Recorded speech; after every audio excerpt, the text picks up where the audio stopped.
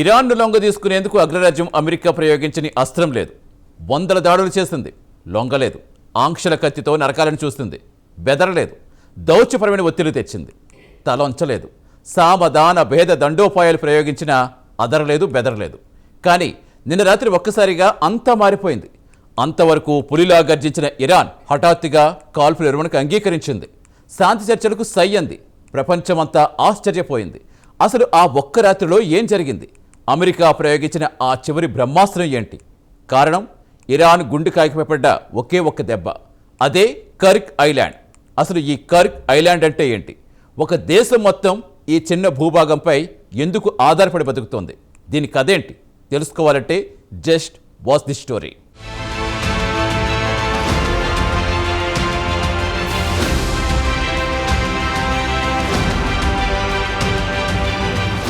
కర్గ్ island కథ Iran చమురు కథతో ముడిపడి ఉంది. ఇరాన్ ప్రపంచంలోనే అతిపెద్ద చమురు నిల్వలు ఉన్న దేశాల్లో ఒకటి. కానీ వారికి ఒక భౌగోళికమైన సమస్య ఉంది. వారి ప్రధాన భూభాగంలోని తీర ప్రాంతాలు చాలా వరకు లోతు తక్కువగా ఉంటాయి. అంటే లక్షలాది బ్యారెల చమురును మోసుకెళ్లే భారీ సూపర్ ట్యాంకర్లు ఆ తీరాలకు రాలేవు, అక్కడ ఆగలేవు. మరి తవ్విన చమురును ప్రపంచానికి ఎలా అమ్మాలి? ఈ ప్రశ్నకు సమాధానమే కర్గ్ ఐలాండ్. ఇరాన్ ప్రధాన భూభాగానికి కేవలం 25 కిలోమీటర్ల దూరంలో ఉన్న ఈ ద్వీపం సహజ సిద్ధంగా లోతైన నీటితో ఉంటుంది. ఇక్కడ ప్రపంచంలోనే అతిపెద్ద సూపర్ ట్యాంకర్లు కూడా సులభంగా వచ్చి లంగర్ వేయగలవు. ఈ ఒక్క అవకాశాన్ని వాడుకోవడానికి ఇరాన్ ప్రభుత్వం దశాబ్దాల క్రితమే ఒక భారీ ప్రణాళికను రచించింది. ప్రధాన భూభాగంలోని చమురు క్షేత్రాల నుండి సముద్ర గర్భం గుండా వందలాది కిలోమీటర్ల పొడవైన పైప్ లైన్లను నేరుగా ఈ ద్వీపానికి అనుసంధానించింది. ఇరాన్ చమురు వ్యాపారం ఎలా జరుగుతుందో ఒకసారి చూస్తే ఈ ఐలాండ్ ప్రాముఖ్యత అర్థమవుతుంది.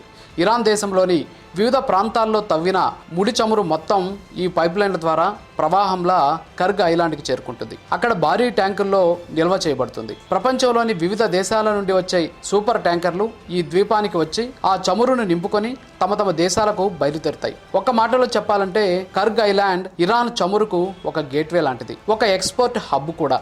ఈ ద్వీపం లేకపోతే ఇరాన్ చమురు ఎగుమతులు దాదాపు అసాధ్యం.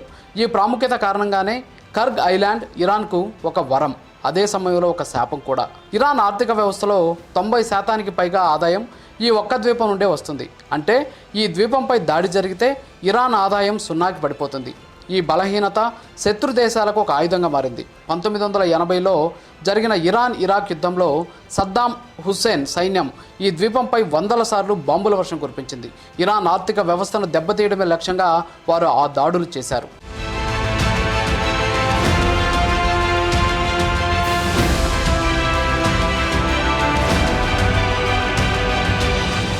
ఇప్పుడు మళ్ళీ అదే చరిత్ర పునరావృతమవుతోంది. ప్రస్తుతం జరుగుతున్న యుద్ధంలో అమెరికా, ఇజ్రాయెల్ కూడా ఇరాన్ను లొంగదీయడానికి ఇదే ద్వీపాన్ని టార్గెట్ చేశాయి. ఎందుకంటే ఒక దేశ సైన్యాన్ని ఓడించడం కంటే వారి ఆర్థిక మూలాలను దెబ్బతీయడం సులభమైన, ప్రభావవంతమైన మార్గమని వారికి తెలుసు.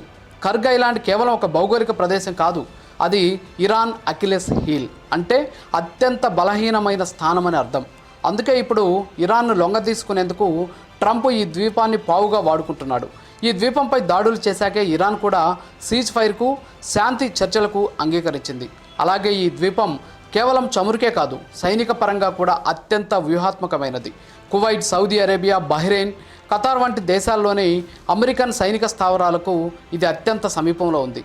అందుకే ఇరాన్ ఈ ద్వీపాన్ని ఒక అభేద్యమైన సైనిక కోటగా మార్చింది. అత్యాధునిక రాడార్లు, క్షిపణి రక్షణ వ్యవస్థలు, వైమానిక దళ స్థావరాలతో ఈ ద్వీపాన్ని కంటికి రెప్పలా కాపాడుకుంటుంది. ఎందుకంటే ఈ ద్వీపం పడిపోతే ఇరాన్ పడిపోయినట్టే.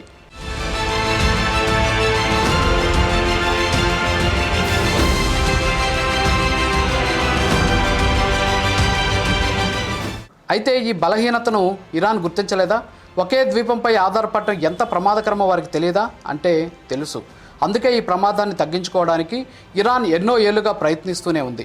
కర్గ్ ఐలాండ్కు ప్రత్యామ్నాయంగా హర్మోజ్ జలసంధికి అవతల ఒమాన్ గల్ఫ్లో జాస్క్ అనే కొత్త పోర్టును అభివృద్ధి చేస్తోంది. అక్కడికి కూడా 1000 కిలోమీటర్ల పొడవైన కొత్త పైప్ లైన్ నిర్మిస్తోంది. ఒకవేళ భవిష్యత్తులో హర్మోజ్ జలసంధి మూసుకుపోయినా లేదా కర్గ్ ఐలాండ్పై దాడి జరిగినా తమ చమురు ఎగుమతులు ఆగకూడదన్నదే ఇరాన్ వ్యూహం. కానీ ఈ ప్రాజెక్ట్ ఇంకా పూర్తి కాలేదు. ఈ లోపే వారి బలహీనతపై శత్రువులు దెబ్బ కొడుతున్నారు. కర్గ్ ఐలాండ్ కథలో మరో ఆసక్తికరమైన కోణం కూడా ఉంది. అది పర్యావరణం. ఈ ద్వీపం ప్రపంచంలోనే అతిపెద్ద పగడపు దెబ్బలకు నిలయం. అరుదైన సముద్రపు తాబేళ్లు, డాల్ఫిన్లు, అనేక సముద్ర జీవులకు ఇది ఆవాసం. ఒకవైపు ప్రపంచానికి ఇంధనాన్ని అందించే భారీ పారిశ్రామిక కేంద్రంగా ఉంటూనే మరోవైపు ఇంతటి సున్నితమైన జీవ వైవిధ్యాన్ని కాపాడుకోవడం ఒక పెద్ద సవాలే. చమురు ట్యాంకర్ల నుండి జరిగే చిన్న లీకేజ్ కూడా ఇక్కడి సముద్ర జీవుల మనుగడను ప్రశ్నార్థకం చేస్తుంది. అందుకే ఈ ద్వీపం కేవలం ఆర్థిక, సైనిక నిపుణులకే కాదు, పర్యావరణవేత్తలకు కూడా ఒక హాట్ టాపిక్. మొత్తంగా చూస్తే కర్గ్ ఐలాండ్ ఒక ద్వీపం కథ కాదు, అది ఒక దేశం యొక్క జీవన్మరణ సమస్య. అది భౌగోళిక శాస్త్రం, ఆర్థిక శాస్త్రం, సైనిక వ్యూహం అన్నీ కలిపిన ఒక అద్భుతం. ఒక చిన్న భూభాగం ఒక దేశ తలరాతను, ప్రపంచ రాజకీయాలను ఎలా ప్రభావితం చేయగలదో చెప్పడానికి కర్గ్ ఐలాండ్ ఒక సజీవ ఉదాహరణ. దాని గుండెల్లో చమురు ఉంది, దాని చుట్టూ శత్రువులు ఉన్నారు. ఈ ఉత్కంఠభరితమైన నాటకంలో కర్గ్ ఐలాండ్ పాత్ర ఎప్పటికీ కీలకంగానే ఉంటుంది.